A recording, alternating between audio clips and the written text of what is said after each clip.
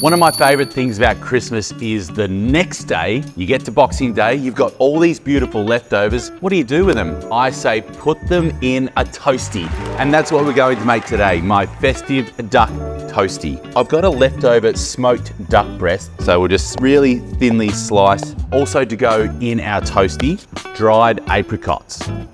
And then we've got some cranberries. And then pistachios. Just want to run my knife through them just to chop them up a little bit. I've got some gorgeous sourdough here. Cranberry sauce. We've all got leftover cranberry sauce after Christmas.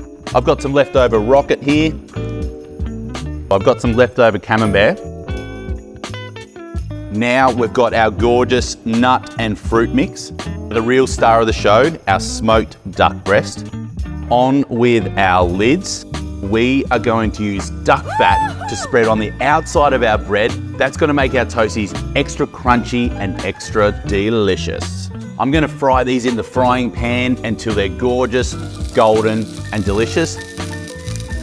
Have a look at these beauties. Give these a go. Next time you make toasties, don't forget to add duck and try out the duck fat on the outside for an extra crispy toastie.